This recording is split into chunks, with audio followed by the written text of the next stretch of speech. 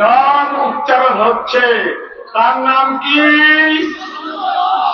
আসতে বললেন, আরো জোরে বলেন। ওরা চেয়েছিল আমাদের এই অহংকারকে স্তব্ধ করে দিতে, ওরা চেয়েছিল তার মুখ বন্ধ করে দিতে, ওরা চেয়েছিল তাকে নিভিয়ে দিতে।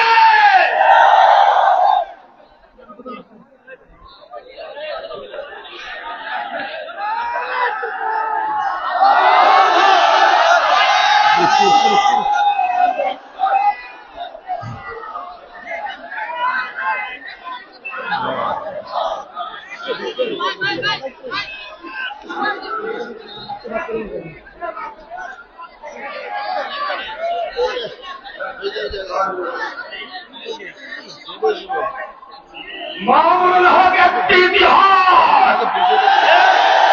আসতে কেন বলছেন? মামুনুল হক একটি ইতিহাস। তিনি এসেছেন সাইক্লোনের মতো, তাদের মতো, মৃত্যুদের মতো, অগ্নিস্ফুলিঙ্গের মতো। ওরা নির্যাতন করেছিল। আজকের এই মুহূর্তে আরেকটি নাম উচ্চারণ হচ্ছে, তরুণদের একটি নাম, তার নাম কি? যুব সমাজের আইডল, তার নাম কি? মুসলিম শিশুদের ঘুম পাড়ানোর একটি গল্প, তার নাম কি? রাজপথের সংগ্রামের একটি স্লোগান, তার নাম কি? বাতিলের বিরুদ্ধে প্রচন্ড ত্রাস, তার নাম কি? এই পর্যায়ে আন্তর্জাতিক ইসলামী মহাসম্মেলনের পক্ষ থেকে একটি মানপত্র হযরতের শানে পেশ করা হচ্ছে, যা রচনা করেছেন জামিয়া ইসলামিয়া মাইলদির সম্মানিত মুহাদ্দিস, বিশিষ্ট লেখক ও গবেষক হযরত মাওলানা মহিউদ্দিন হাতবী।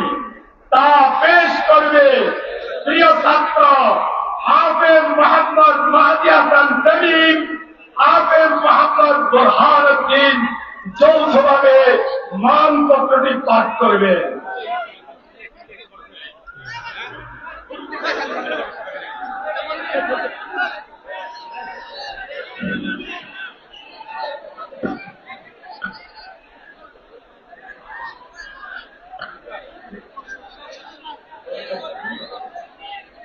हज़रत मामून हक सालार दी बाला ज़बां, पासबाने कौम मिल्लत दीन हक का तर्जुमा। हज़रत मामून हक सालार दी बाला ज़बां, पासबाने कौम मिल्लत दीन हक का तर्जुमा। हिम्मत आली का जिंदा नाम है मामून हक, बुलंदोशो सवारों की क़ुव्वत हक गोइया। दुश्मनाने दीन के दिल में जुए सांसों कर, बुज़ फलसफी के मुकाबिल जो बराही में ज़ुबान, कुफ्र इल्हाद और शरारत को मिटाने के लिए है ज़रूरत उनकी मैदान में सिपाहियों के ज़मां, है ज़रूरत उनकी मैदान में सिपाहियों के ज़मां। हज़रत मामून हक सालार दी बाला ज़बां, पासबाने कौम मिल्लत दीन हक का तर्जुमा। होश तब जिंदान से उनकी रिहाई जब हुई, सरनगो नाकाम हुए दुश्मनों साजिश गुना। साजिशों तुहमत में क्या बिगड़ा, जरा उनका मकाम हाजिरों में दुगनी हुई मुहाबत दुश्मन। सत्य मजालिम से पिलाए सर झुकाए थे नहीं मुल्क बंगला का वो फिरऔने हसीना बे कहा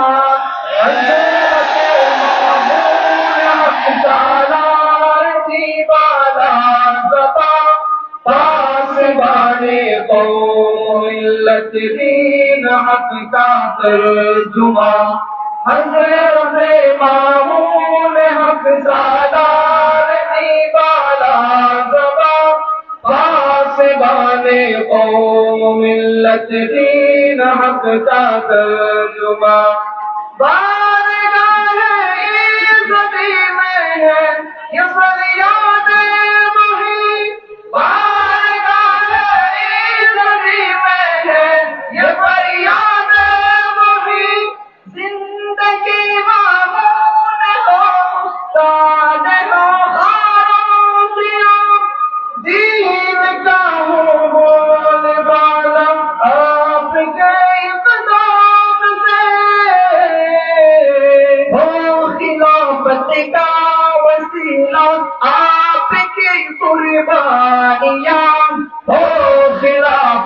का वसीला आपकी कुर्बानियां हज़रत मामून हक सालार दीवाला ज़मा पासबाने कौम मिल्लत दीन हक का तर्जुमा हज़रत मामून हक सालार दीवाला ज़मा पासबाने कौम मिल्लत दीन हक का तर्जुमा कौन उनका या शहादत या खिलाफत हो कबूल कौन उनका या शहादत या खिलाफत हो कबूल कौन उनका या शहादत या खिलाफत हो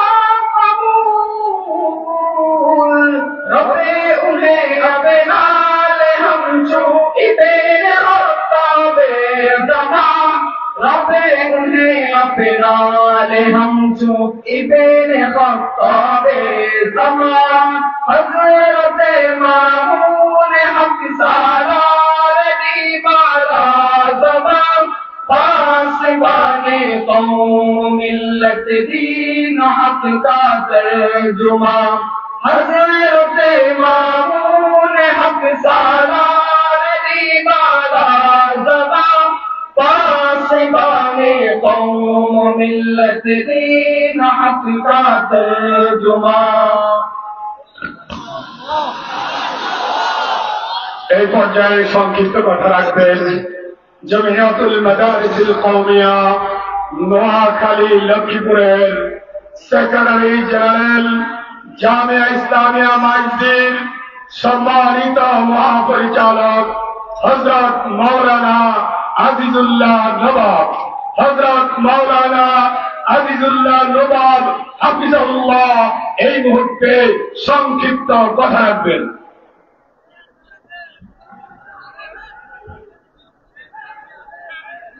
السلام عليكم ورحمة الله وبركاته نحمده ونصلي على رسوله الكريم أما بعد قال الله تعالى في كلامه المجيد بعد أعوذ بالله من الشيطان الرجيم بسم الله الرحمن الرحيم واعتصموا بحبل الله جميعا ولا تفرقوا সম্মানিত সভাপতি হযরত উলামায়ে কেরাম দূর দূরান্ত থেকে আগত সর্বস্তরের মুসলিমান ও ছাত্র ভাইরা সর্বপ্রকার মহান আল্লাহ পাকের লাখ লাখ শুকরিয়া আদায় করছি যে মহান আল্লাহ পাক আমাদেরকে ৩৬তম আন্তর্জাতিক ইসলামী মহাসম্মেলনে আসা বসার এবং আওলাদে রাসূল সহ বাংলাদেশের শীর্ষস্থানীয় উলামায়ে কেরামের মূল্যবান নসিহত শোনার তৌফিক দিয়েছেন।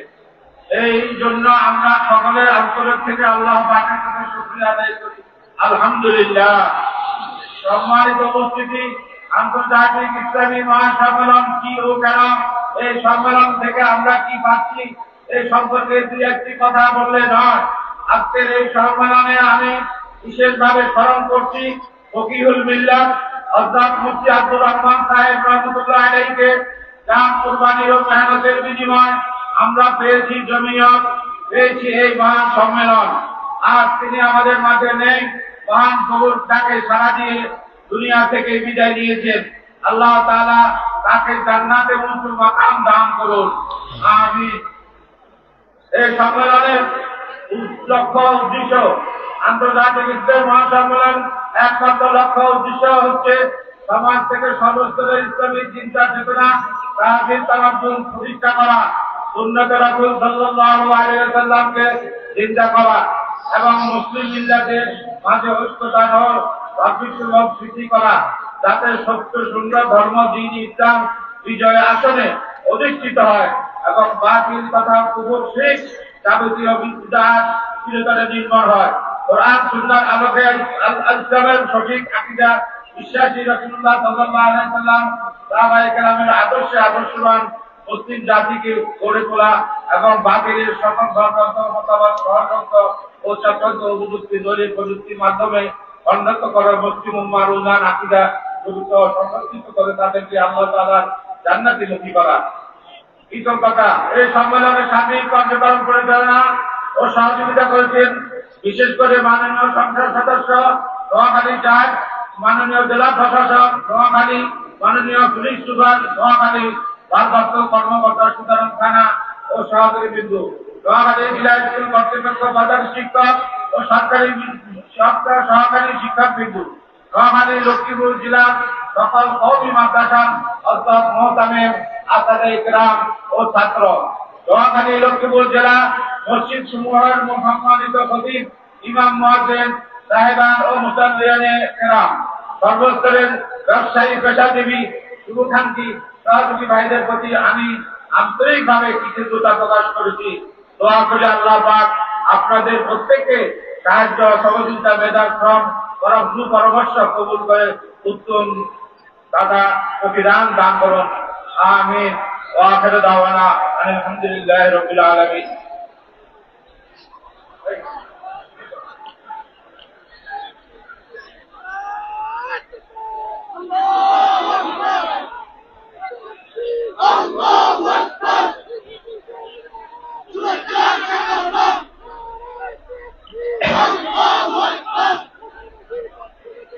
এই পর্যায়ে আপনাদের সামনে মূল্যবান তাকরীর পেশ করবেন তারুণ্যের অহংকার, যুব সমাজের আইডল, মুসলিম শিশুদের ঘুম পাড়ানোর গল্প, রাজপথের সংগ্রামী স্লোগান, বাতিলের বিরুদ্ধে প্রচন্ড ঝোঁক, তারা নির্যাতিতা শেখুল হাদিস ইবনে শেখুল হাদিস আল্লামা মামুনুল হক।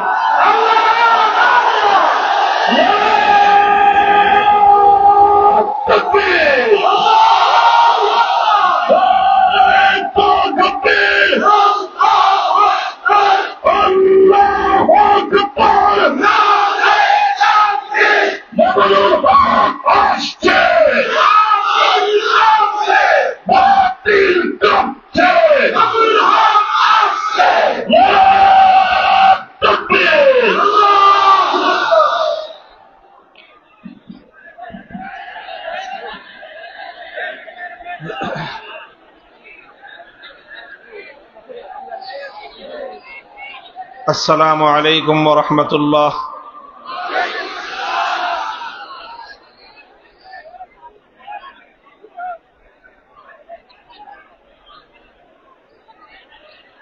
إن الحمد لله نحمده ونستعينه ونستغفره ونؤمن به ونتوكل عليه ونشهد أن لا إله إلا الله وحده لا شريك له ونشهد أن سيدنا ومولانا محمدا عبده ورسوله صلى الله تعالى عليه وعلى آله وأصحابه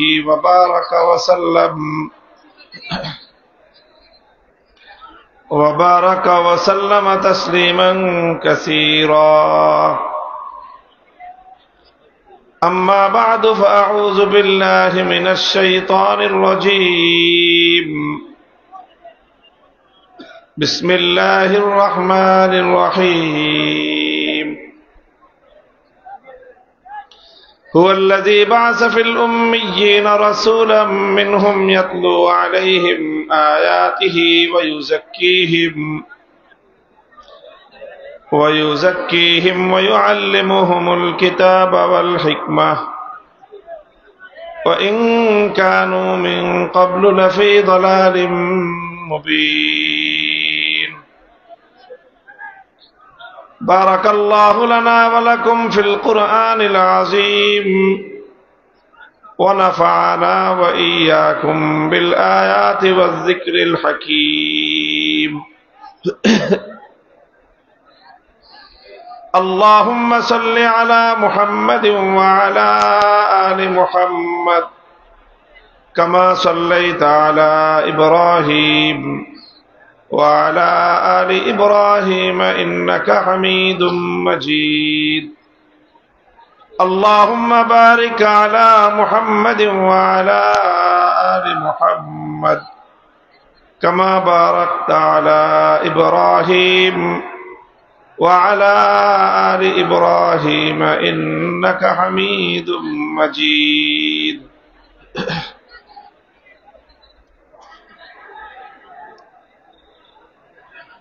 জমিয়তুল মাদারিসিল কওমিয়া নোয়াখালী ও লক্ষ্মীপুরের উদ্যোগে আয়োজিত আজকের এই আজিমুস শান আন্তর্জাতিক ইসলামী মহাসম্মেলনে উপস্থিত সম্মানিত সদরে জলসা, উপস্থিত হযরত উলামায়ে কেরাম,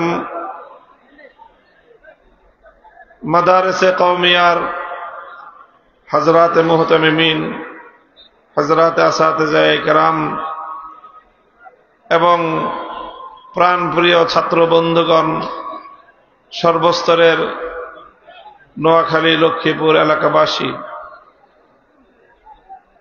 সর্বপ্রথম মহান আল্লাহ পাক রব্বুল আলামিনের দরবারে শুকরিয়া আদায় করছি, যেই মহান রব্বুল আলামিন আজকে আমাদেরকে এই বিপুল পরিমাণ আল্লাহর দ্বীনের সৈনিক, আল্লাহর দ্বীনকে মহব্বতকারী নবী প্রেমিক তৌহিদি জনতাকে এখানে একত্রিত হওয়ার তৌফিক দিয়েছেন।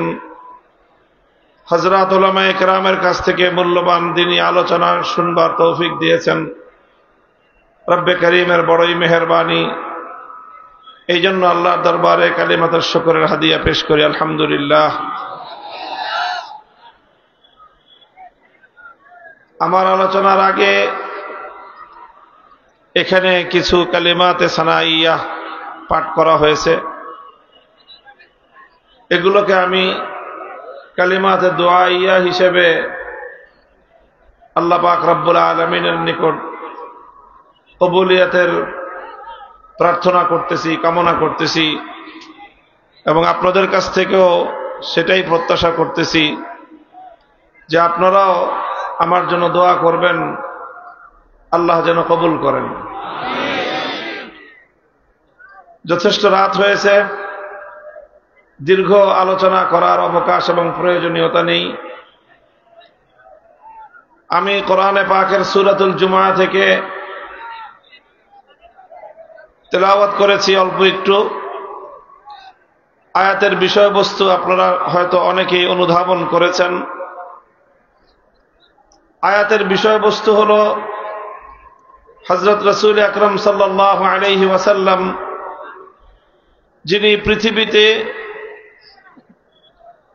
একটি অনেক বড় ধরনের ইনকিলাব, বিপ্লব সাধন করেছিলেন। আইয়ামে জাহিলিয়াতের যুগে সেই আরব বেদুইনদের মরুচারী সভ্যতার বর্বরতার যুগে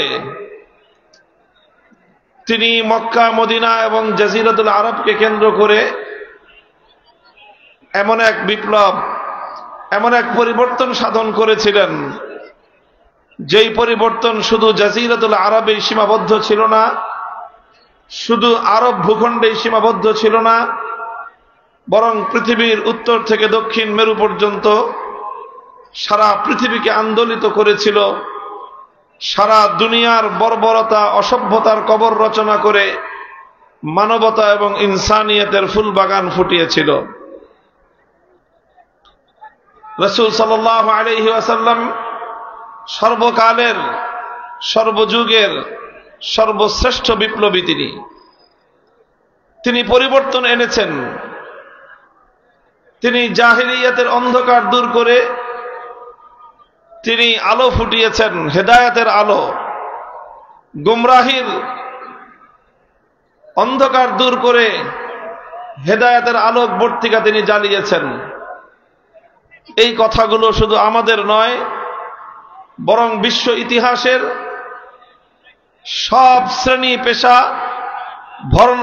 ধর্ম বর্ণ নির্বিশেষে সমগ্র মানব জাতির এগুলো ঐক্যমতের কথা। এই পৃথিবীতে মুহাম্মদুর রাসূলুল্লাহ সাল্লাল্লাহু আলাইহি ওয়াসাল্লামের মতো সফল ব্যক্তিত্ব আর দ্বিতীয় কেউ নেই। প্রশ্ন হলো, রাসূল সাল্লাল্লাহু আলাইহি ওয়াসাল্লাম এই যে ঐতিহাসিক সাফল্য অর্জন করেছেন, পৃথিবীতে এই যে বিশাল পরিবর্তন আনয়ন করেছেন, অন্ধকার যুগে মানবতার আলো জ্বালিয়েছেন, এটা তিনি কিভাবে করেছিলেন? কোন পদ্ধতিতে, কোন প্রক্রিয়ার মাধ্যমে? মুহতারাম হাজিরিন, আলোচ্য আয়াতের মধ্যে আল্লাহ পাক রব্বুল আলামিন সেই আলোচনাই করেছেন যে কিসের মাধ্যমে, কোন প্রক্রিয়ায় নবী আকরাম সাল্লাল্লাহু আলাইহি ওয়াসাল্লাম তিনি তার এই সফল পরিবর্তন, সফল ইনকিলাব, সফল বিপ্লব সাধন করেছিলেন। কিসের মাধ্যমে? এক কথায় বলতে গেলে রাসূল আকরাম সাল্লাল্লাহু আলাইহি ওয়াসাল্লামের জীবনের যে কর্মসূচিগুলো, সেই কর্মসূচিগুলোই ধারাবাহিকভাবে আমার তেলাওয়াতকৃত আলোচ্য আয়াতের মধ্যে উঠে এসেছে।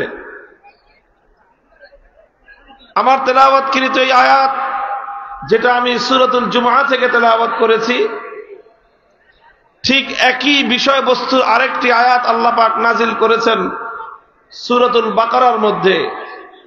সামান্য একটু শব্দের পার্থক্য, কিন্তু মূল বিষয়বস্তু একই।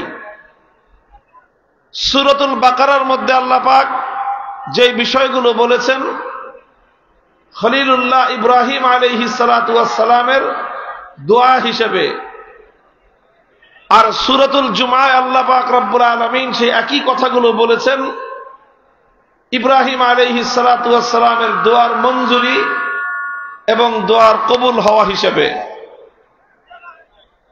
হযরত ইব্রাহিম আলা নবিয়িনা ওয়া আলাইহিস সালাতু ওয়াস সালাম তার সন্তান ইসমাঈল আলাইহিস সালামকে নিয়ে যখন মক্কার সেই মরু প্রান্তরে বাইতুল্লাহ তথা কাবাতুল্লাহ নির্মাণ করলেন,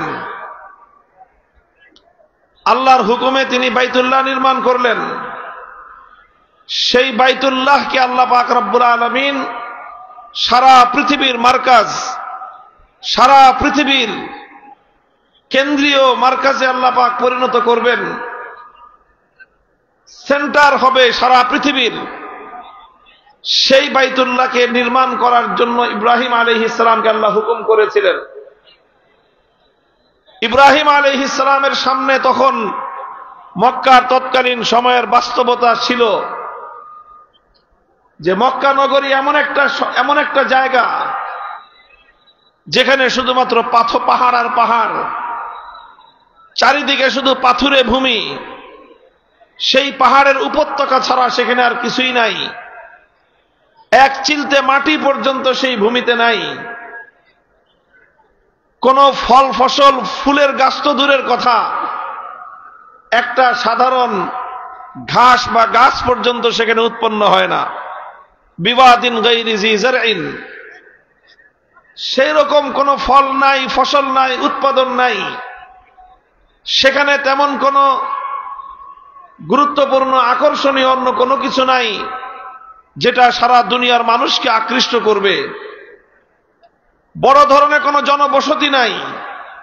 এই অল্প কিছুদিন আগে এখানে ছোট্ট একটা বসতি গড়ে উঠেছে বনু জুরহুমের। তো এই বাইতুল্লাহ সারা দুনিয়ার মানুষের জন্য মারজা হবে, সারা দুনিয়ার মানুষের জন্য কেন্দ্রবিন্দুতে পরিণত হবে। এটা হবে কিভাবে? এমনি এমনিতে হওয়া সম্ভব নয়।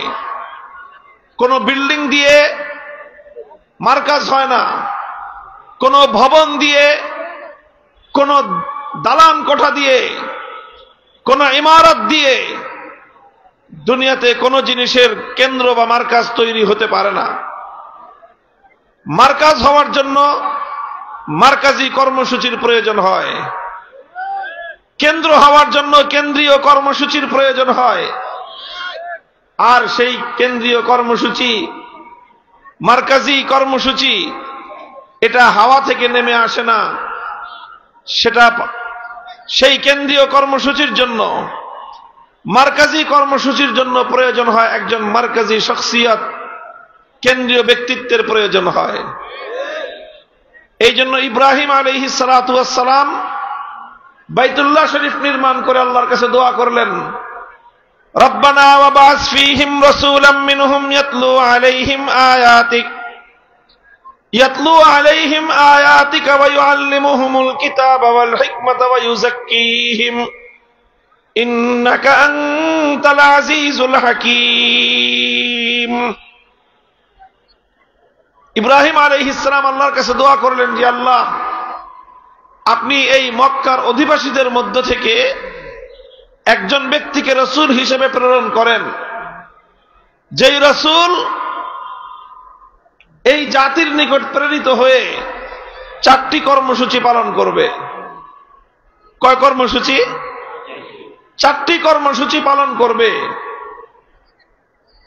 এই 4 কর্মসূচির মাধ্যমেই ইব্রাহিম আলাইহিস সালাতু ওয়াস সালাম আশাবাদ ব্যক্ত করেছিলেন যে এই 4 কর্মসূচির মাধ্যমে সর্বপ্রথম আল্লাহর ঘর বাইতুল্লাহ আবাদ হবে, মক্কা নগরী আবাদ হবে, জাজিরাতুল আরব আবাদ হবে, আরব ভূখণ্ড আলোকিত হবে। আর তারপর সেই আলো আটলান্টিক মহাসমুদ্রের প্রান্ত থেকে আফ্রিকার মহাজঙ্গল পর্যন্ত বিস্তৃত হবে। সারা দুনিয়া সে আলোয় আলোয় উদ্ভাসিত হয়ে উঠবে।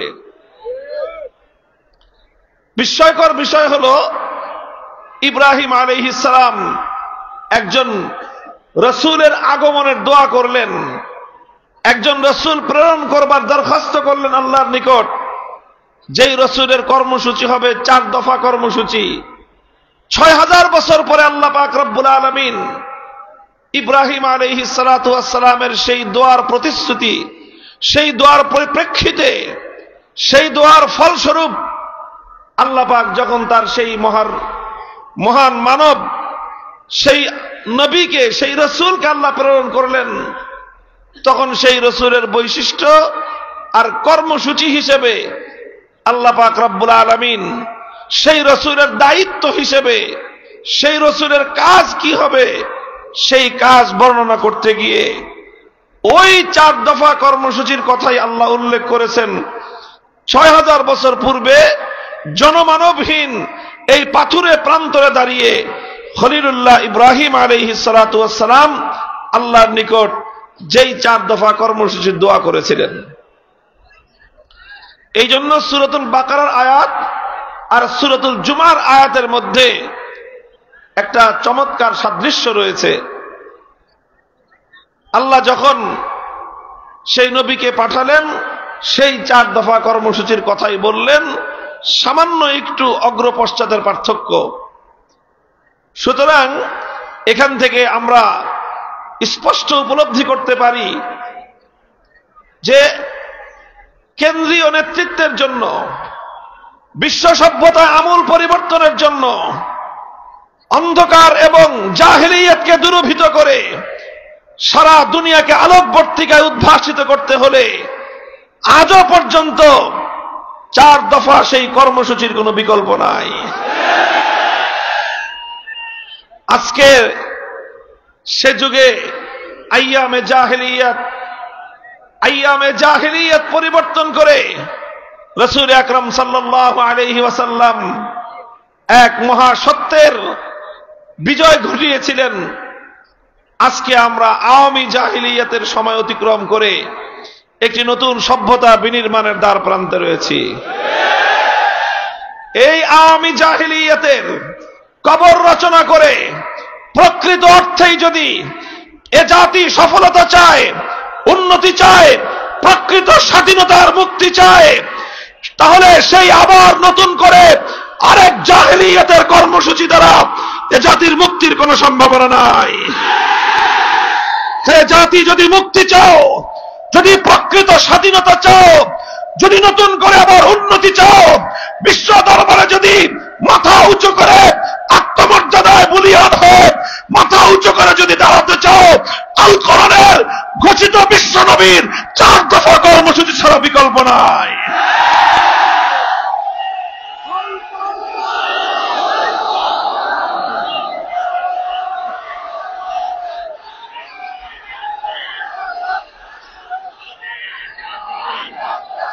মুহতারাম হাজিরিন, খুব সংক্ষিপ্ত আলোকপাতের মাধ্যমে রাসূল আকরাম সাল্লাল্লাহু আলাইহি ওয়াসাল্লামের পালিত, অনুসৃত, বাস্তবায়িত সেই 4 দফা কর্মসূচির সংক্ষিপ্ত আলোকপাত করব এবং আজকের প্রেক্ষিতে সেই 4 দফার বাস্তবায়ন বিষয়ে আপনাদের সম্মুখে কিছু সুপারিশ আমাদের পক্ষ থেকে উপস্থাপন করব ইনশাআল্লাহ।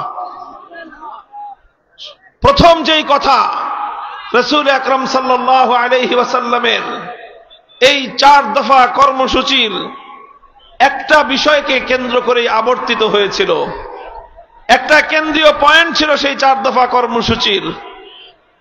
নবী করিম সাল্লাল্লাহু আলাইহি ওয়াসাল্লামের সেই 4 দফা কর্মসূচি, সেই 4 দফা কর্মসূচির মূল কেন্দ্র ছিল কিতাবুল্লাহ, কোরআনে কারীম। মূল কেন্দ্র কি ছিল? কোরআনে কারীম। আরে এদিকে দেন, এদিকে দেন, ওদিকে ঘুরেছেন কেন? দিতে বলছি, এদিকে সরায় দেন। আপনারা মানুষের মুখের উপরে দিয়ে রাখছেন, মানুষ দেখতে পারতেছে না। কথা বলে না, আওয়াজ হবে না। আরে ওদিকে দিচ্ছেন কেন ঘুরায়া? আমার দিকে দেন, এদিকে দেন, এদিকে।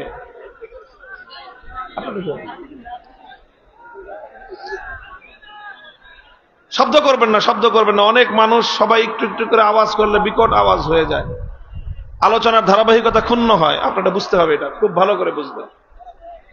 মুহতারাম হাজিরিন, বলতেছিলাম 4 দফা এই কর্মসূচির মূল কেন্দ্রবিন্দু হলো একটাই, সেটা হলো কোরআনে কারীম। সেটা কি? কোরআনে কারীম। কিতাবুল্লাহকে কেন্দ্র করেই নবী আকরাম সাল্লাল্লাহু আলাইহি ওয়াসাল্লাম 4টি কাজ করেছেন। কিতাবুল্লাহকে মধ্যখানে রেখে সেই কিতাবুল্লাহর চারপাশ দিয়ে আল্লাহর নবীর 4 দফা কর্মসূচি বাস্তবায়িত হয়েছে।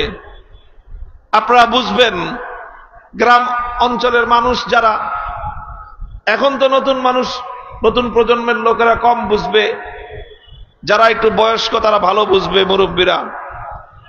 এই যে যখন নাকি মাঠের ক্ষেত থেকে, ফসলের ক্ষেত থেকে যখন ধান কেটে আনে, ধান কেটে এনে তারপরে কি করে কৃষক? কি করে বলেন তো? ধান মাড়াই করে, তাই না? আপনাদের দেশে কি বলে? ধান মাড়াই করা। এখন তো মেশিনের যুগ চলে আসছে। এই বেশি দিন আগেও না, অল্প কিছুদিন আগের কথা বলতেছি, তখন তো মেশিন ছিল না। তখন ধান মাড়াই করতো গরু দিয়ে, ধান মাড়াই করতো গরু দিয়ে। মানুষের বাড়ির উঠোনে, অধিকাংশ কৃষকদের উঠানেই এরকম গরু দিয়ে ধান মাড়াই করা হতো। তো গরু দিয়ে ধান মাড়াই করতো কিভাবে? 3-4টা গরু একটার সাথে আরেকটা গলা দিয়ে রশি বাঁধত, তারপরে মধ্যখানে একটা খুঁটি গাড়ত, এই খুঁটির সাথে সেই রশিটা বেঁধে দিত, আর এরপরে এই গরু হাঁকায় দাও। এখন গরু যতই দৌড়ায় ওই খুঁটিকে কেন্দ্র করে চারদিকে তাকে ঘুরতে হয়, এর বাইরে যাওয়ার সুযোগ নেই। এইভাবে যেরকম 4টা গরুকে কেন্দ্র করে মধ্যখানের একটা খুঁটি, এই খুঁটিকে কেন্দ্র করে গরুগুলো যেরকম ঘুরতে থাকে আর এই প্রক্রিয়ার মধ্য দিয়ে যেরকম ধান মাড়াই হতে থাকে, তো ওই মধ্যখানের খুঁটিটাকে যেরকম সেন্টারে রেখে সারাদিন চক্কর খায়, ঠিক তদ্রূপ আল্লাহর কোরআনকে মধ্যখানে রেখেই ইসলামের সকল কর্মসূচি আবর্তিত হয়েছে। এই জন্য কোরআনকে বাদ দিয়ে, কোরআনকে কেন্দ্রে না রেখে, কোরআনকে কেন্দ্রবিন্দু না বানিয়ে কোন প্রক্রিয়ার মধ্য দিয়ে মানব সভ্যতার উন্নতি হতে পারে না। রাসূল আকরাম সাল্লাল্লাহু আলাইহি ওয়াসাল্লাম আল্লাহর কিতাবকে মধ্যখানে রেখে 4 দফা কর্মসূচি বাস্তবায়ন করেছিলেন। 1 নম্বর কর্মসূচি, আল্লাহর কোরআন বলতেছে ধারাবাহিকভাবে, হুয়াল্লাযী বাআসা ফিল উম্মিয়্যিনা রাসূলাম মিনহুম ইয়াতলু আলাইহিম আয়াতিহি। 1 নম্বর কর্মসূচি ছিল ইয়াতলু আলাইহিম আয়াতিহি, তিলাওয়াতে কিতাবুল্লাহ, উম্মতের সামনে আল্লাহর কিতাব তথা কোরআনে পাকের তেলাওয়াত করা। তেলাওয়াতে কিতাবুল্লাহ, কোরআনের তেলাওয়াত, এটা ছিল রাসূল সাল্লাল্লাহু আলাইহি ওয়াসাল্লামের প্রথম কর্মসূচি। এটা একটা মুস্তাকিল স্বয়ং সম্পন্ন কর্মসূচি। তেলাওয়াতে কিতাবুল্লাহ, বুঝে আসুক বা না আসুক, এর অর্থ এবং মর্ম ব্যাখ্যা কেউ বুঝতে পারুক বা না পারুক, সেগুলো পরের প্রশ্ন। শুধুমাত্র কোরআনের তেলাওয়াত, এটাই ছিল রাসূল সাল্লাল্লাহু আলাইহি ওয়াসাল্লামের সবচেয়ে বুনিয়াদী কর্মসূচি, প্রথম কর্মসূচি। জাহিলিয়াতের কুহেলিকা ভেদ করবার জন্য, জাহিলিয়াতের এই লৌহ প্রাচীরকে ভেঙে গুড়িয়ে দেওয়ার জন্য বিশ্বনবী মুহাম্মদ আরবি সাল্লাল্লাহু আলাইহি ওয়াসাল্লাম জাহিলিয়াতের বর্বরতার অন্ধকারের প্রাচীরের মধ্যে সর্বপ্রথম যে আঘাত এনেছিলেন, সে আঘাত ছিল আল্লাহর কোরআনে পাকের তেলাওয়াতের এই আওয়াজ ধ্বনি। কোরআনের তেলাওয়াতের মধ্যে আল্লাহ পাক রব্বুল আলামিন এই পাওয়ার, এই অ্যাকশন, এই প্রভাব আল্লাহ পাক রব্বুল আলামিন রেখে দিয়েছেন।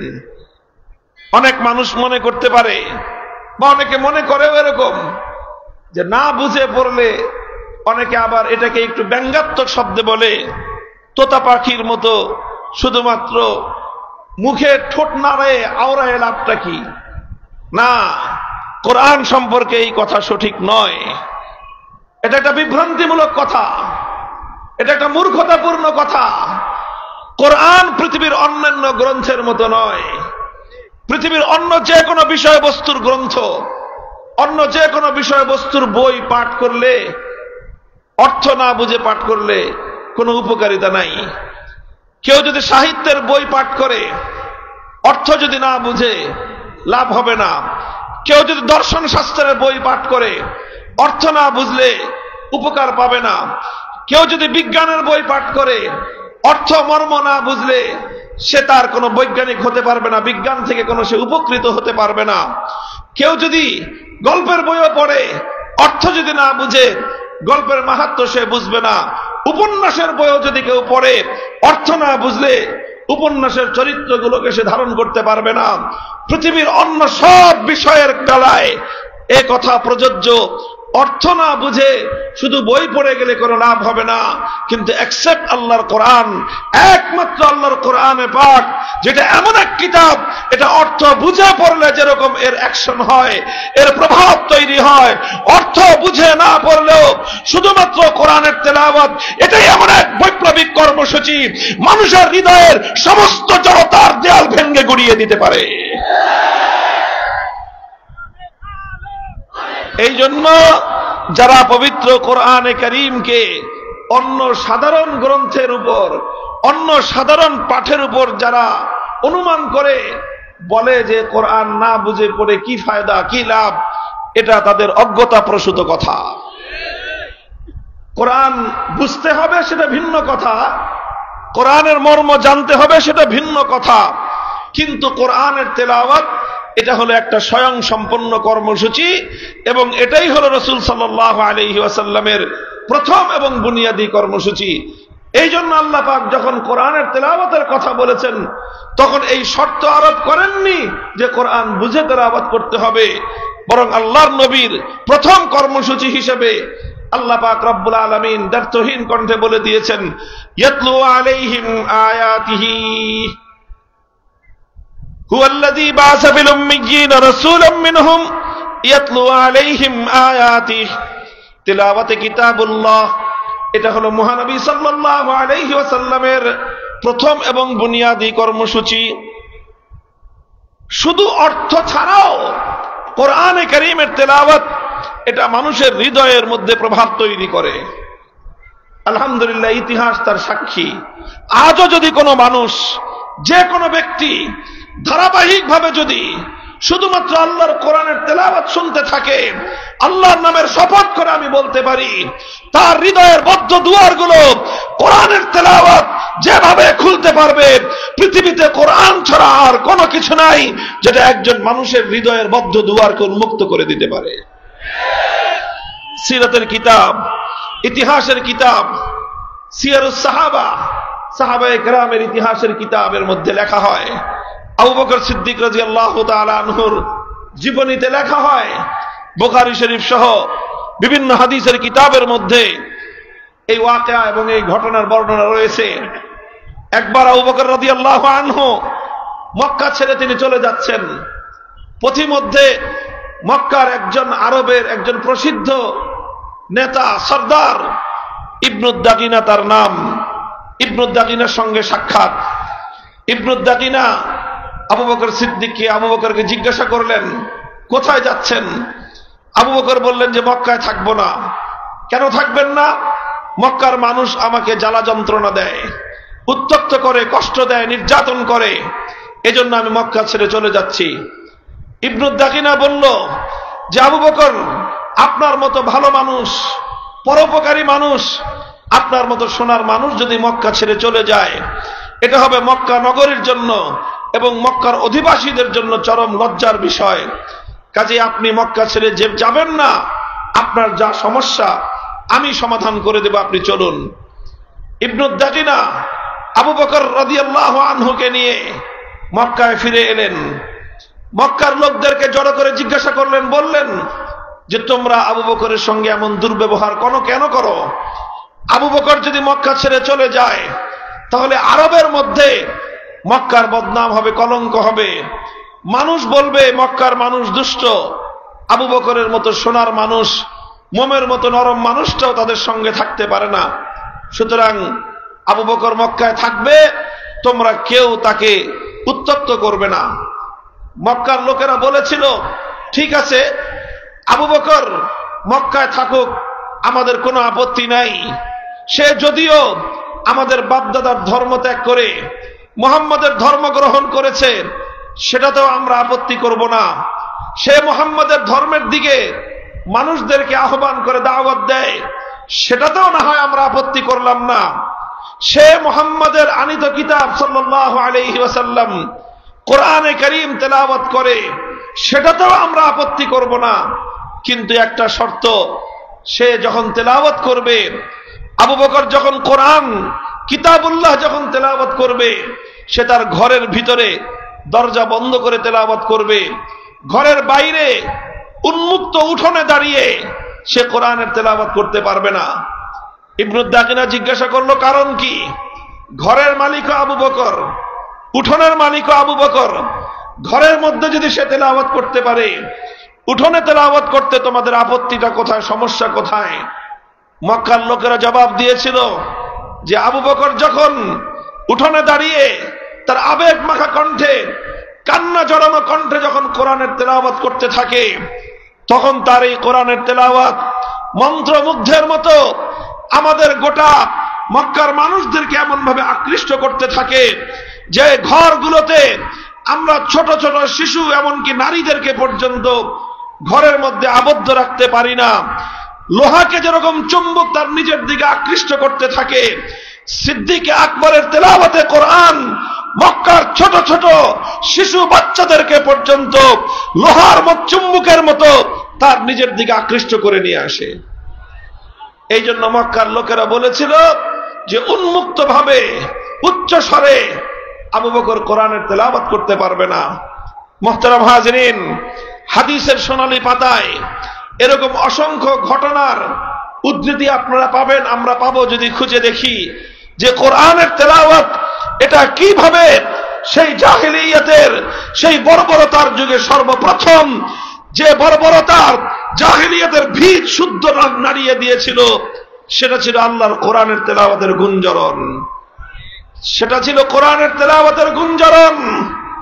আজকে এই পাষাণ হৃদয়ের এই আধুনিক একবিংশ শতাব্দীর ইট পাথরের এই সভ্যতার যুগেও সকল বর্বরতা, সকল অন্যায়, অবিচার, জুলুম, বৈষম্যের বিরুদ্ধে যদি সত্যিকার অর্থে মানবতার বিজয় কেউ কামনা করে, আমি আল্লাহর নামে হাজারবারের শপথ করে বলতে পারি, এই সমাজের ঘরে ঘরে মানুষের কর্ণকুহরে আল্লাহর কোরআনের গুঞ্জরণ তৈরি করা ছাড়া এর চেয়ে উত্তম কোন পন্থা দুনিয়াতে হতে পারে না।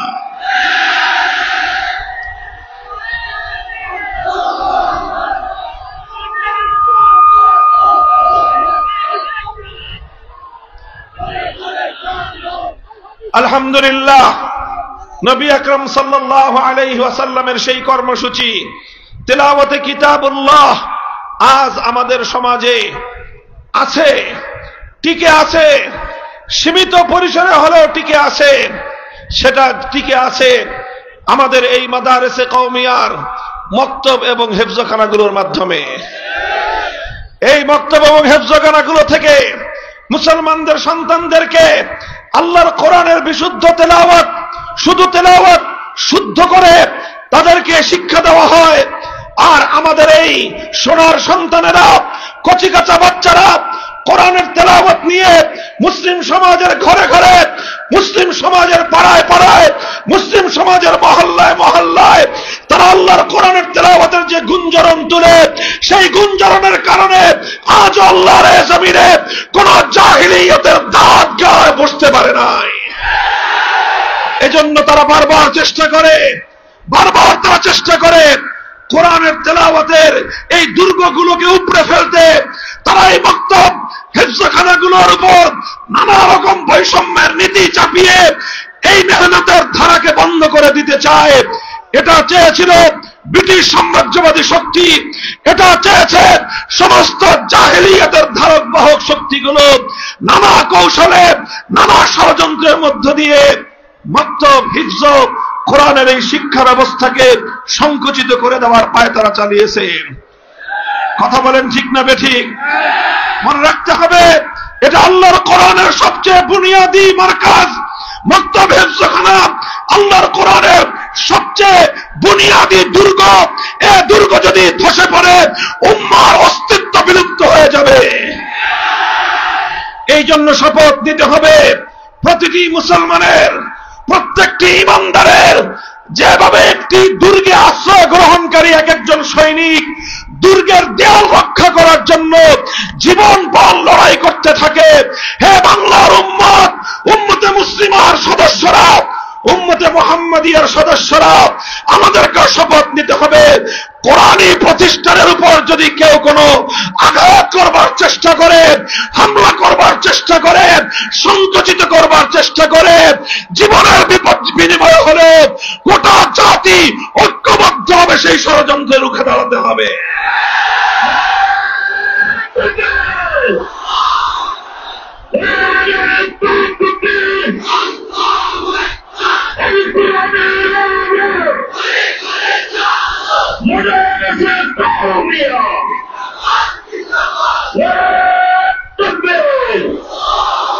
আমি আজ 5ই আগস্টের ঐতিহাসিক বিপ্লব পরবর্তী এই স্বাধীন বাংলার মাটিতে দাঁড়িয়ে আরেক ধাপ এগিয়ে কথা বলতে চাই। 100 বছর পর্যন্ত শুধু আমাদের মক্তব আর হিফজখানাগুলো এ জাতির মধ্যে আল্লাহর কোরআনের তেলাওয়াতের আমানত রক্ষা করবার ঐতিহাসিক দায়িত্ব পালন করেছে। এবার আমাদের আরো এক ধাপ অগ্রসর হওয়ার সময় এসেছে। 5ই আগস্ট পরবর্তী এই বাংলার মাটিতে যতগুলো রাষ্ট্রীয় ব্যবস্থাপনায় স্কুল শিক্ষা ব্যবস্থা রয়েছে, সেই স্কুলগুলোর প্রাইমারি স্কুলগুলোতে যেখানে মুসলমানদের সন্তানরাই 90% থেকে 95% পড়াশোনা করে, যে স্কুলগুলোর খরচ 90% মুসলমানদের ট্যাক্সের পয়সা দিয়ে যোগান হয়। যে স্কুলের শিক্ষক শিক্ষিকাদের বেতন আমাদের ট্যাক্সের পয়সায় যোগান হয়। যে স্কুলের পাঠ্যপুস্তক আমাদের ট্যাক্সের পয়সায় ছাপানো হয়। যে স্কুলগুলোর ঘর দালান আমাদের ট্যাক্সের পয়সা দিয়ে যোগান দেওয়া হয়। আর সবচেয়ে বড় কথা, যে স্কুলে পড়ে আমার বাচ্চারা, আমার সন্তানেরা, সেই স্কুলে ইংরেজি, বাংলা, অঙ্ক, ভূগোল, ইতিহাস সব শিক্ষা থাকবে, আল কোরআনের তেলাওয়াতের শিক্ষা থাকবে না। এই ধরনের বৈষম্যহীন বাংলাদেশে বরদাস্ত করা যায় না, বরদাস্ত করা যায় না।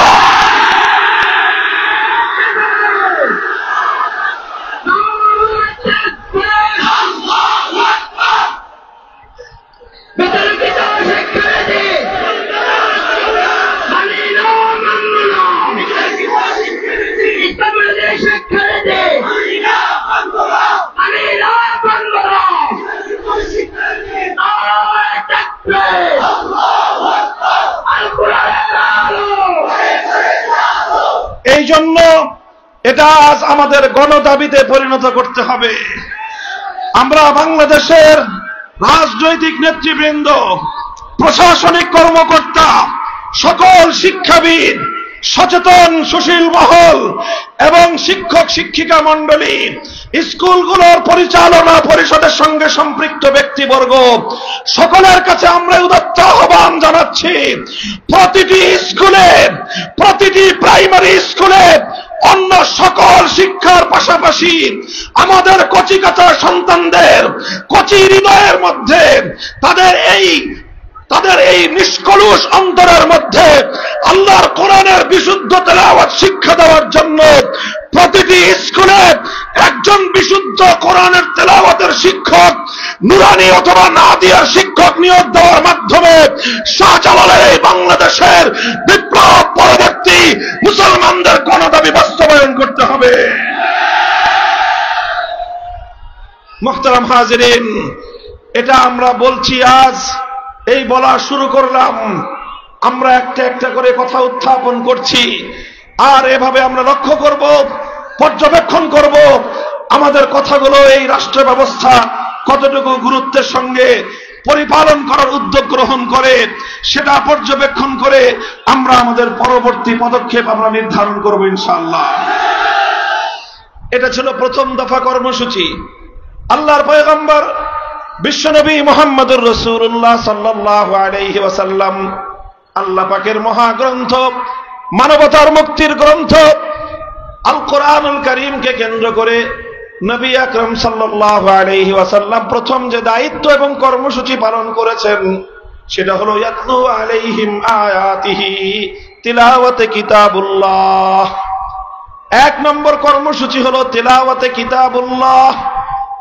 এরপরে আসেন 2 নম্বর কর্মসূচি, আল্লাহর পয়গম্বর মুহাম্মদ আরবি সাল্লাল্লাহু আলাইহি ওয়াসাল্লাম যেটা আল্লাহর কোরআনকে কেন্দ্র করে পালন করেছেন সেটা হলো ওয়ায়ুআল্লিমুহুমুল কিতাব। ওয়ায়ুআল্লিমুহুমুল কিতাব, ওয়ায়ুআল্লিমুহুমুল কিতাবের অর্থ হলো তালিমে কিতাব। 1 নম্বর কর্মসূচি ছিল তেলাওয়াতে কিতাব, 2 নম্বর কর্মসূচি হলো তালিমে কিতাব। মনে থাকবে? 1 নম্বর কর্মসূচি তেলাওয়াতে কিতাবুল্লাহ, 2 নম্বর কর্মসূচি হলো তালিমে কিতাবুল্লাহ। 2 নম্বর কর্মসূচি কি? তালিমে কিতাবুল্লাহর অর্থ হলো যেই কোরআনকে তুমি তেলাওয়াত করলা, যেই কোরআনের তেলাওয়াতকে তুমি কর্ণকুহরে গুঞ্জরিত করে হৃদয়ের মণিকোঠায় জাহিলিয়াত এবং অন্ধকার দূরীভূত করবার জন্য তুমি গ্রথিত করলা, এবার তুমি সেই কোরআনের প্রতি আরো মনোযোগী হও। শুধুমাত্র কোরআনের তেলাওয়াতের মধ্যেই যেন তোমার দায়িত্ব ক্ষান্ত না হয়। 2 নম্বর কর্মসূচি হলো তালিমে কিতাবুল্লাহ তথা আল্লাহর কিতাবের মর্ম, অর্থ, উদ্দেশ্য, ব্যাখ্যা আল্লাহর বান্দাদেরকে, বিশ্ববাসীকে অবগত করানো, শিক্ষা দেওয়া।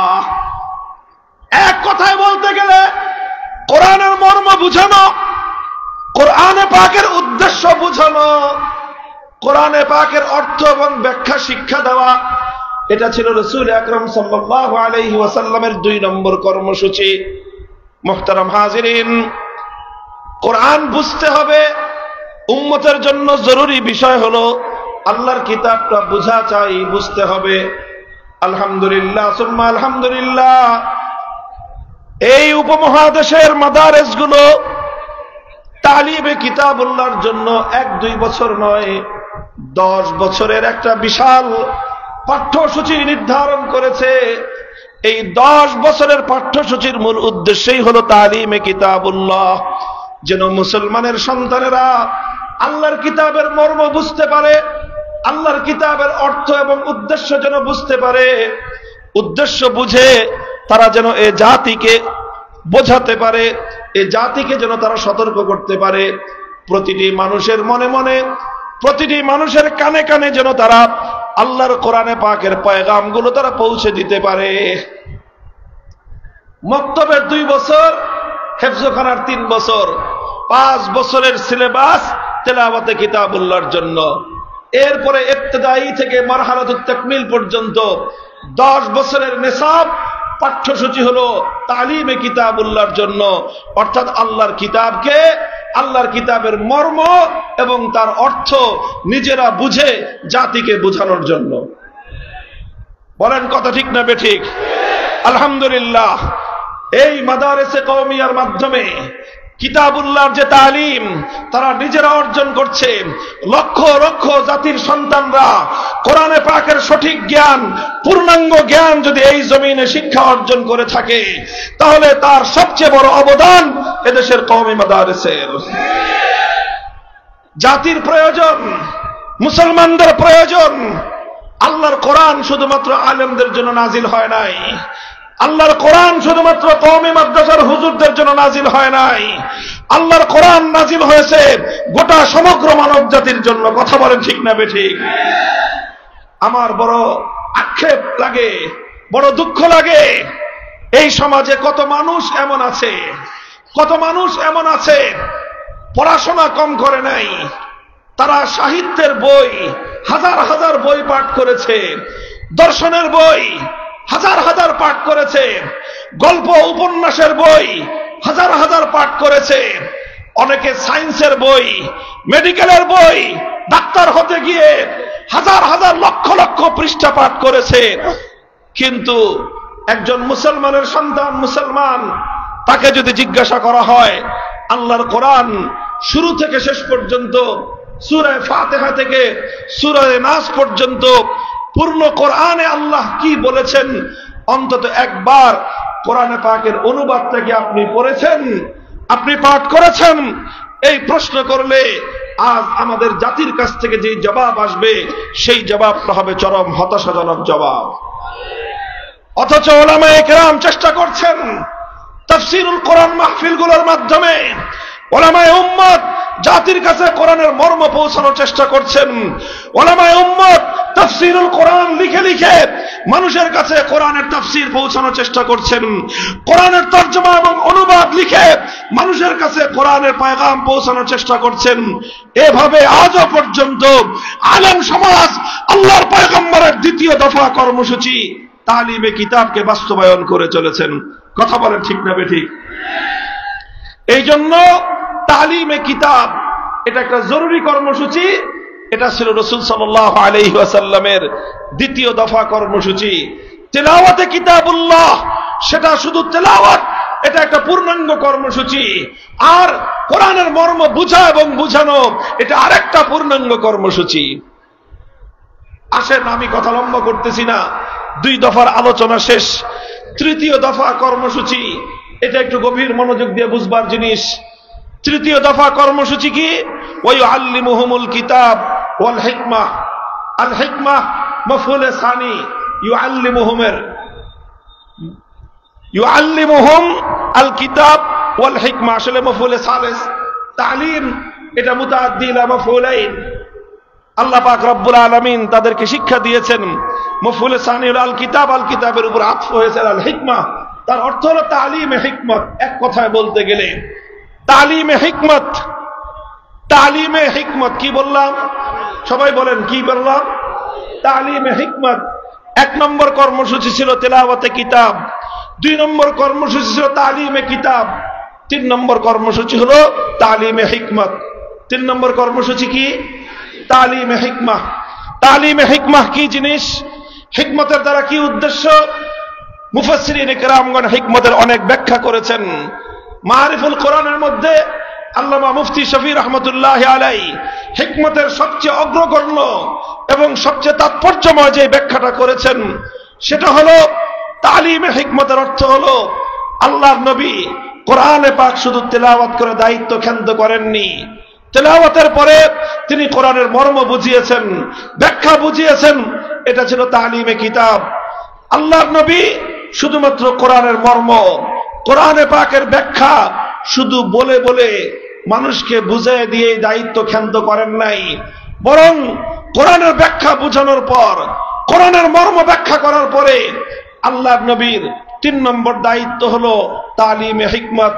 তালিমে হিকমতের অর্থ হলো যেই আয়াত তেলাওয়াত করলা, কোরআনের যে অংশ তুমি ব্যাখ্যা করে মর্ম বুঝালা, এবার 3 নম্বর দায়িত্ব হলো কোরআনে পাকের সেই আয়াতের অর্থ, সেই আয়াতের বিধান, সেই আয়াতের যে কথা, সেই বিধানটাকে কার্যে পরিণত করার মাধ্যমে আমলি ভাবে উম্মতকে দেখিয়ে শিক্ষা দেওয়া, এটার নামই হলো তালিমে হিকমত। অর্থাৎ এক কথায় বলতে গেলে কোরআনে পাকের প্র্যাকটিক্যাল করা। যারা জেনারেল শিক্ষার শিক্ষার্থী বা জেনারেল শিক্ষার সাথে পরিচিত তারা খুব ভালো করে জানেন জেনারেল শিক্ষায় অনেক সাবজেক্ট এমন আছে যেগুলো শুধুমাত্র বই পড়ার মাধ্যমে, লেকচার শোনার মাধ্যমে সেই পড়াশোনাগুলো আয়ত্ত করা যায় না, বরং লেকচার শোনার পর সেটাকে আয়ত্ত করতে হলে প্র্যাকটিক্যাল করতে হয়। প্রত্যেকটা মেডিকেল কলেজে প্রত্যেকটা ক্লাসরুমের সাথে একটা করে প্র্যাকটিক্যাল ল্যাবরেটরি থাকে। সেখানে শিক্ষার্থীরা প্রথমে শিক্ষকদের কাছ থেকে বই পড়ে, লেকচার শুনে, বক্তব্য শুনেই তারা ডাক্তার হতে পারে না, বরং যে বিষয়টা বইয়ের মধ্যে পড়ানো হলো, লেকচারের মধ্যে যে বক্তব্যটা তাদেরকে শোনানো হলো, সেটাকে পরিপূর্ণ বোঝানোর জন্য ল্যাবরেটরিতে নিয়ে তাদেরকে প্র্যাকটিক্যাল দেখানো হয়। প্রত্যেকটা মেডিকেলে ল্যাবরেটরি থাকে, মানব দেহের মাথা থেকে পা পর্যন্ত প্রত্যেকটা অঙ্গ প্রত্যঙ্গের নমুনা থাকে। তখন শিক্ষকরা ছাত্রদেরকে তার প্র্যাকটিক্যাল নমুনা দেখায় দেখায় মানব দেহ সম্পর্কে, মানব দেহের চিকিৎসা সম্পর্কে পূর্ণাঙ্গ শিক্ষা তারা দান করেন। ঠিক তেমনি ভাবে আল্লাহর কোরআনে পাক এটা যতটা না থিওরিটিক্যাল গ্রন্থ, তার চেয়ে বেশি কোরআনে পাক এটা হলো একটা প্র্যাকটিক্যাল গ্রন্থ। কোরআনে পাক এটা কি? এটা প্র্যাকটিক্যাল গ্রন্থ। কোরআন শুধুমাত্র তেলাওয়াত শুনে আর শুধুমাত্র তাফসীর এবং ব্যাখ্যা শুনে আল কোরআনকে পরিপূর্ণ কেউ অনুধাবন করতে পারবে না। কোরআনকে অনুধাবন করতে হলে, কোরআনকে উপলব্ধি করতে হলে, কোরআনের হক আদায় করতে হলে, কোরআনের মর্ম এবং কোরআনের ব্যাখ্যা শুনবার পর যে জিনিসটা জরুরি সেটা হলো প্র্যাকটিক্যাল ভাবে কোরআনের এক একটা জিনিসের আমল এটা লক্ষ্য করতে হবে, শিক্ষা অর্জন করতে হবে। এটাই হলো তালিমে হিকমত। রাসূল আকরাম সাল্লাল্লাহু আলাইহি ওয়াসাল্লাম কোরআনে পাক সম্পর্কে 3 নম্বর দায়িত্বটা পালন করেছেন। উদাহরণস্বরূপ আল্লাহর কোরআনে আয়াত নাজিল হলো আকিমুস সালাত, আল্লাহর নবী আকিমুস সালাত তেলাওয়াত করলেন, 1 নম্বর দায়িত্ব পালন হলো। এরপরে সালাতের অর্থ বুঝালেন যে সালাত কাকে বলা হয়, সালাত ইবাদতটা কেমন ভাবে আদায় করতে হয়। আল্লাহর নবী সেটা সাহাবীদেরকে, উম্মতকে ব্যাখ্যা করে বুঝিয়ে দিলেন। এটা হলো তালিমে কিতাব। ব্যাখ্যা করে বুঝিয়ে দিয়েই তাদেরকে সালাতের শিক্ষা শেষ করতে পারেন নাই। এরপরে আল্লাহর নবী যেটা করেছেন, মসজিদে নববীর মিম্বারের উপরে আল্লাহর নবী উঠেছেন, মিম্বারের উপরে উঠে 2 রাকাত নামাজ আদায় করেছেন। এরপরে সাহাবায়ে কেরামকে বলেছেন, সল্লু কামা রাআইতুমুনি উসাল্লি, আমি ঠিক যেভাবে নামাজ পড়লাম, আমি ঠিক যেভাবে সালাত আদায় করলাম, আমার এই নামাজ দেখে দেখে তোমরা কোরআনে পাকের এই বিধান, নামাজের বিধানকে তোমরা এভাবে বাস্তবায়ন করবা। আল্লাহর নবী এটা বলেন নাই যে আমি যেভাবে বলেছি সেভাবে কোরআন তেলাওয়াত তোমরা নামাজ পড়বে। এটাও বলেন নাই আমার কাছ থেকে তোমরা যেভাবে শুনেছো সেভাবে নামাজ পড়বে। আল্লাহ নবী কি বলেছেন? তোমরা আমাকে যেভাবে নামাজ পড়তে দেখেছো সেভাবে তোমরা নামাজ। নবী প্র্যাকটিক্যাল বাস্তব আমলি নমুনা তাদেরকে দেখায় দিলেন। এটাই হলো তালিমে হিকমত। মুহতারাম হাজিরিন, শুধুমাত্র নামাজের বিধান নয়, শুধু ইবাদতের বিধান নয়, রাসূল আকরাম সাল্লাল্লাহু আলাইহি ওয়াসাল্লাম কোরআনে পাকের প্রত্যেকটা বিধান এভাবে প্র্যাকটিক্যাল বাস্তবায়ন করেই উম্মতের কাছে তিনি তার দায়িত্ব পালন করেছেন।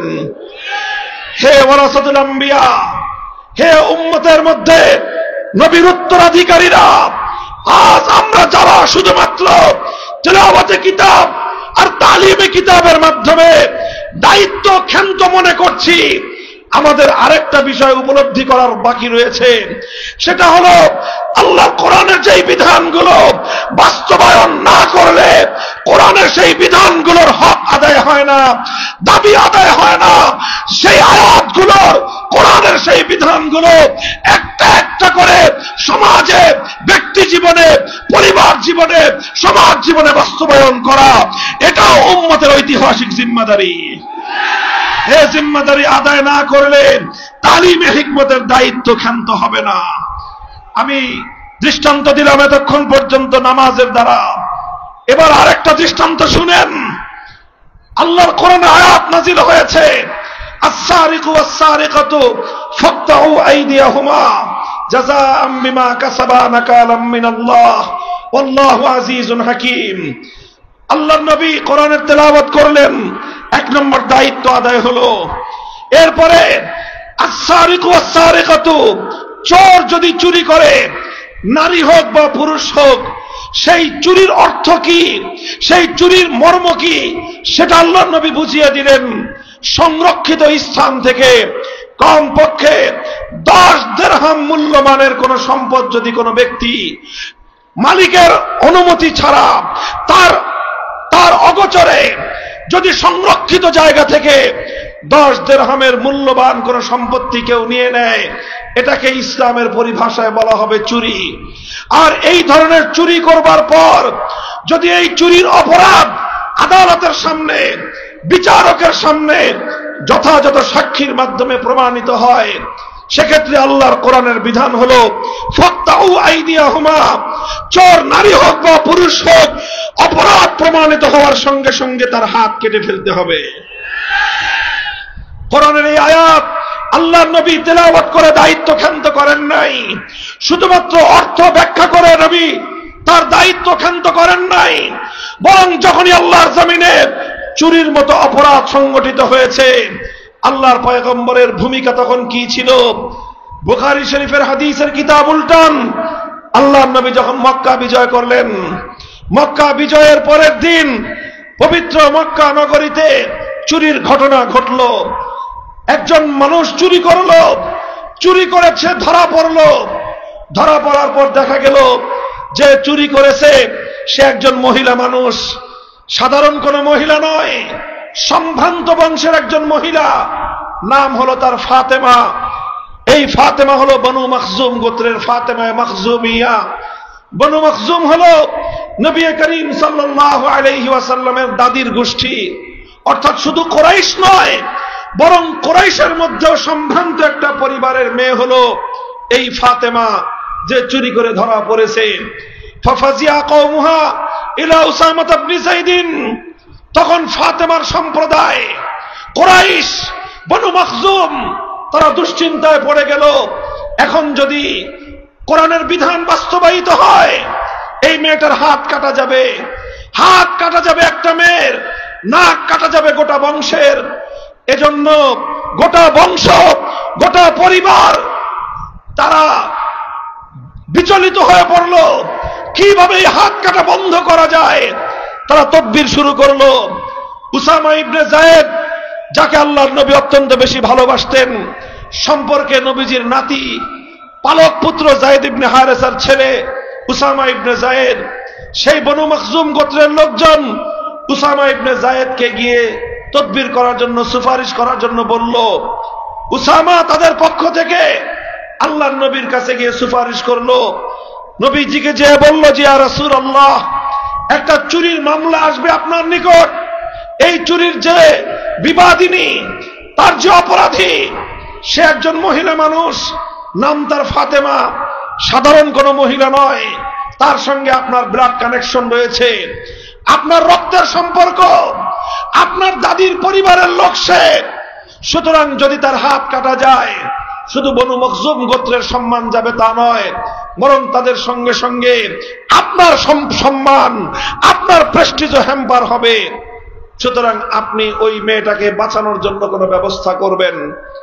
হাদিসের পাতার মধ্যে লেখা হয়, আল্লাহর নবী হুঙ্কার দিয়ে উঠলেন, গর্জন দিয়ে উঠলেন, নবীর চেহারার রং পরিবর্তন হয়ে গেল। ফাতালাওয়ানা ওয়াজহু রাসূলিল্লাহি সাল্লাল্লাহু আলাইহি ওয়াসাল্লাম, আমার নবীর চেহারার রং লাল রক্তবর্ণ ধারণ করলো। নবীজি রাগে ক্ষোভে ফুঁসতে আরম্ভ করলেন, আর উসামাকে এক জোরে হুঙ্কার দিয়ে ধমক দিলেন, আতাশফাউ ফি হাদ্দিন মিন হুদুদিল্লাহ, উসামা, আল্লাহর কোরআনের বিধান বাস্তবায়ন হবে, সেখানে তুমি তদবির নিয়ে আসছো, খবরদার তোমাকে যেন আর কোনদিন আমি এই ধরনের তদবির করতে না দেখি। আল্লাহর নবী ধমক দিয়ে উসামাকে নিবৃত্ত করলেন, সংশোধন করে দিলেন। নবীজি বুঝতে পারলেন অপরাধ শুধু উসামার একার নয়, তদবির আর এই সুপারিশ শুধু উসামার একার নয়। উসামা বালক মানুষ, অল্প বয়স্ক মানুষ, আমার স্নেহের মানুষ হিসেবে সাহস করেছে, আমার কাছে এসেছে, কিন্তু এই উসামার পিছনে গোটা কওম, আমার জাতি জড়িত, উসামার পিছনে আমার পরিবার বনু মখজুম, আমার বংশ কুরাইশ জড়িত। সুতরাং ধমক শুধু উসামা একাকে দিলে হবে না, সংশোধন করতে হবে গোটা সভ্যতার, সংশোধন করতে হবে গোটা জাতির, গোটা জাতিকে ব্যাপারে সতর্ক করতে হবে। আল্লাহ নবী এলান করলেন, জাতির উদ্দেশ্যে তিনি ভাষণ দিবেন। নবীর ভাষণ হবে পবিত্র বাইতুল্লাহ শরীফের সামনে। ফালাম্মা কানাল আশিয়্যু কামা রাসূলুল্লাহ সাল্লাল্লাহু আলাইহি ওয়াসাল্লাম, বিকেল বেলা আসরের নামাজের পরে বাইতুল্লাহর সামনে দাঁড়িয়ে কাবার চত্বরে গোটা জাতিকে সমবেত করে মুহাম্মদ আরবি সাল্লাল্লাহু আলাইহি ওয়াসাল্লাম ঘোষণা করলেন, ইতিহাস লেখে, ইতিহাসের সোনালী পাতায় লেখা, আজও পৃথিবীতে অনেক জাতির নেতা, অনেক জাতির প্রেসিডেন্ট, প্রধানমন্ত্রী, বিশ্ব নেতারা বিশ্ব মানবতাকে লক্ষ্য করে জাতির উদ্দেশ্যে ভাষণ দেয়, আর আমার নবী মুহাম্মদ আরবি সাল্লাল্লাহু আলাইহি ওয়াসাল্লাম মক্কায় খেলাফত ব্যবস্থা কায়েম করার পর, কোরআনের রাজ কায়েম করার পরে তিনি একটা ভাষণ দিয়েছিলেন। ইতিহাস পাঠকদেরকে বলবো, কম্পেয়ার করে দেখো, তুলনা করে দেখো। আল্লাহর নবী বললেন, হে আমার জাতি শুনে রাখো, ইন্নামা হালাকান নাস, ইন্নামা হালাকা মান কানা ক্বাবলাকুম, ইযা সারাকা ফীহিমুদ দাঈফ আকামু আলাইহিল হাদ ওয়া ইযা সারাকা ফীহিমুশ শরীফ তারাকুহু। তোমাদের পূর্ববর্তী অনেক জাতিকে আল্লাহ পাক রব্বুল আলামিন ধ্বংস করে দিয়েছেন।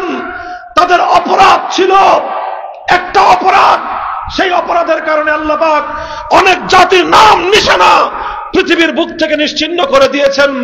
তাদের অপরাধ ছিল, তাদের মধ্যে যখন কোন প্রভাবশালী ব্যক্তি চুরি করত, অপরাধ করত, কোন প্রভাবশালী ব্যক্তি, সম্ভ্রান্ত পরিবারের কেউ, কোন সম্পদশালী মানুষ, কোন ক্ষমতাবান মানুষ, কোন মন্ত্রীর দুলাভাই, কোন এমপির শালা, কোন নেতার ভগ্নিপতি, অথবা কোন নেতার আপনজন, কোন বড় নেতা নেত্রীর সন্তান, এই জাতীয় মানুষ যখন চুরি করত, অপরাধ করত, তখন তারা নানাভাবে ঘুরিয়ে পেঁচিয়ে সেই সম্ভ্রান্ত শক্তিমান প্রভাবশালী লোকদেরকে তারা মুক্ত করে দিত।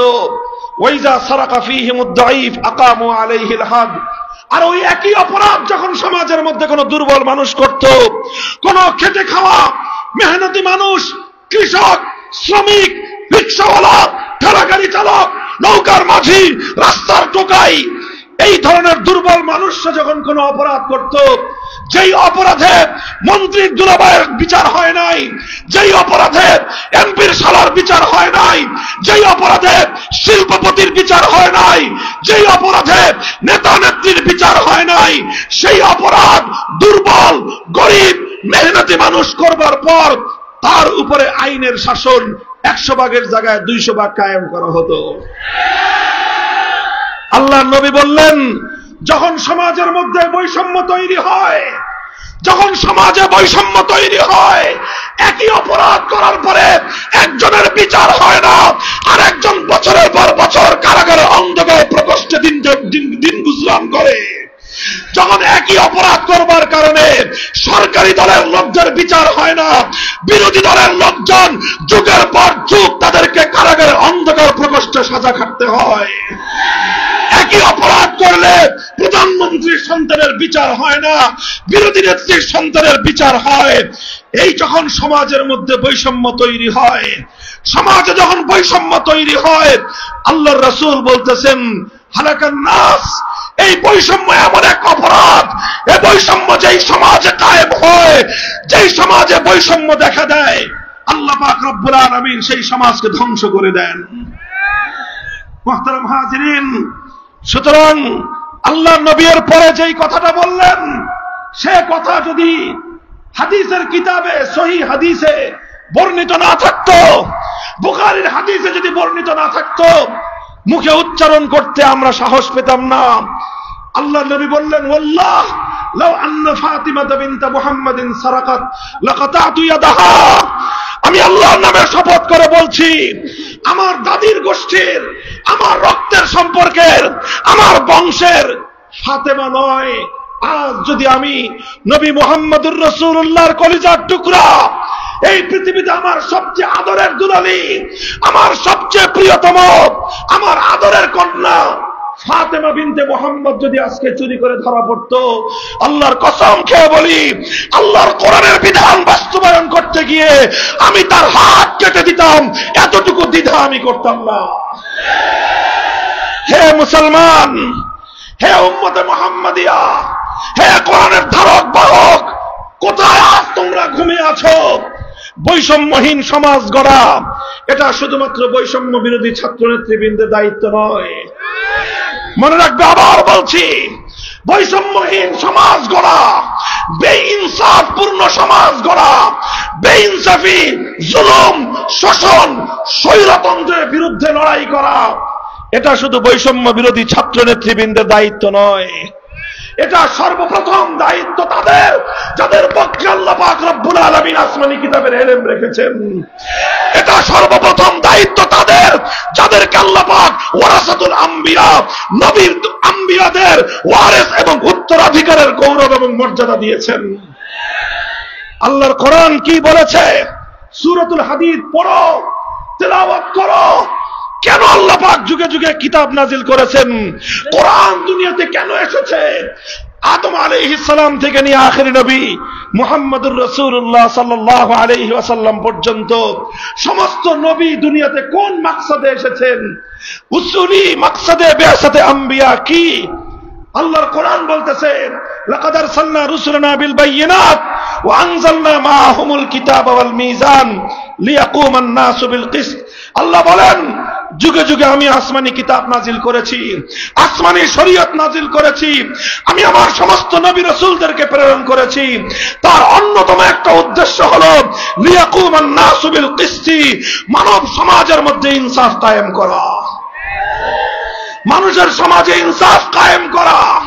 সুতরাং বেইনসাফের বিরুদ্ধে লড়াই করা, জুলুমের বিরুদ্ধে লড়াই করা, বৈষম্যের বিরুদ্ধে লড়াই করা সর্বপ্রথম তাদের দায়িত্ব যাদের বুকে কোরআন পাকের ইলম রয়েছে। সর্বপ্রথম তাদের দায়িত্ব যাদেরকে আল্লাহ পাক আম্বিয়ায়ে কেরামের ওয়ারিস, নবুয়তের উত্তরাধিকারী দিয়েছেন। মুহতারাম হাজিরিন, তেলাওয়াতে কিতাব এটা যেমনি ভাবে ওয়ারাসাতুল আম্বিয়াদের দায়িত্ব, তালিমে কিতাব এটা যেমনি ভাবে ওয়ারাসাতুল আম্বিয়াদের দায়িত্ব, একইভাবে তালিমে হিকমত করতে গিয়ে বৈষম্যহীন সমাজ গড়বার জন্য যা করতে হয় তাই করা আলেমদের জিম্মাদারি।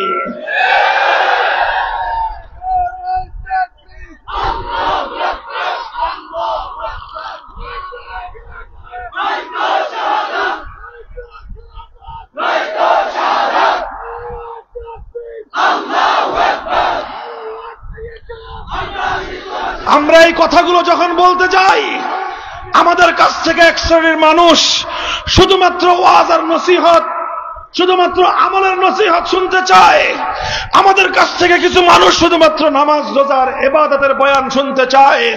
আমরা যখনই বৈষম্যের বিরুদ্ধে কথা বলি, আমরা যখন জুলুমের বিরুদ্ধে কথা বলি, আমরা যখন অন্যায় এবং অবিচারের বিরুদ্ধে কথা বলি, আমরা যখন জাতির স্বার্থ নিয়ে কথা বলি, তখনই আমাদের কণ্ঠ স্তব্ধ করে দেওয়ার জন্য পাশ্চাত্যের দালাল শক্তি, ইসলাম বিরোধী শক্তি তখন আমাদের কণ্ঠ চেপে ধরবার চেষ্টা করে। সেই আগল ভাঙার সময় এসেছে, সেই জড়তা ভাঙার সময় এসেছে। আগামী দিনে আমরা কথা বলবো, শুধু কথা বলবো না, বৈষম্যহীন একটি সমাজ গড়বার জন্য যদি যুদ্ধ